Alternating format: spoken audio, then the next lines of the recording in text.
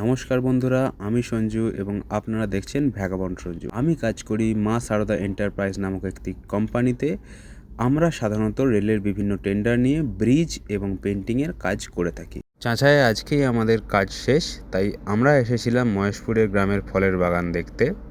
আমি আর সাহেব মেনলি এসেছিলাম, এখানে সামনেই একটা সাইনবোর্ড দেখলাম যেখানে খুব সংক্ষেপে কিছু লেখা ছিল যে গ্রামের এই ফলের বাগানের ভিতর কোনো রকম মদ, জুয়া, গাঁজা ইত্যাদি খাওয়া যাবে না, কিছু করা যাবে না, অনৈতিক কাজকর্ম, মাটি কাটা যাবে না, গাছ কাটা যাবে না, ফল পাড়া যাবে না অনুমতি ছাড়া ইত্যাদি লেখা ছিল। বেশ আমাদের ভালোই লাগছিল। বেশ অনেক বড় বাগান, বাগান বললে ভুল হবে, জঙ্গলই বলা যেতে পারে। রাত্রে আসলে গা ছমছম করবে এরকম বড় কিন্তু জঙ্গল বাগান। এখানের মানুষজন এটাকে বাগান বলে। কিছু মানুষ পিকনিকও করতে আসে, ভিতরে গাড়ি ঢোকারও রাস্তা আছে, গাড়ি খুব কমই হয়তো ঢোকে, জানি না। আমার প্রথমে সাহেব যাচ্ছিল এবং আস্তে আস্তে আমরা এতটাই ভিতরে এসে গেছিলাম এবং রাস্তা গুলিয়ে ফেলেছিলাম। শেষে আমাদের গুগল ম্যাপ দেখতে হলো যে কোন রাস্তাটা দিয়ে বেরোলে কিন্তু আমরা আবার আমাদের সাইটের কাছে পৌঁছাতে পারবো। তারপরে আমরা সাইটে ফিরে আসার পর দেখলাম ছেলেগুলো কিন্তু ভাড়া খোলাখুলির কাজ শুরু করে দিয়েছে। বড় যে মেন গার্ডারের ভাড়াগুলো ছিল ওরা কিন্তু খুলে ফেলেছিল। আর অন্যদিকে দেখলাম এক কাকা ইলেকট্রিক দিয়ে কোনো বিশেষ উপায়ে মাছ ধরছে।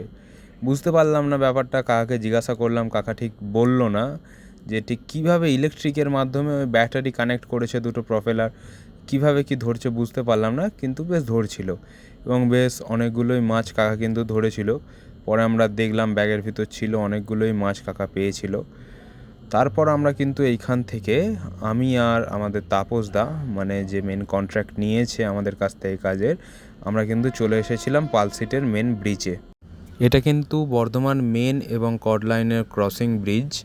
এই ব্রিজটা কিন্তু একটা 200 মিটার লম্বা গার্ডারের ব্রিজ, বেশ অনেকটাই উঁচু, তোমরা দেখলে বুঝতে পারবে। এই ব্রিজটায় কিন্তু আমাদের এখন কাজ শুরু হবে।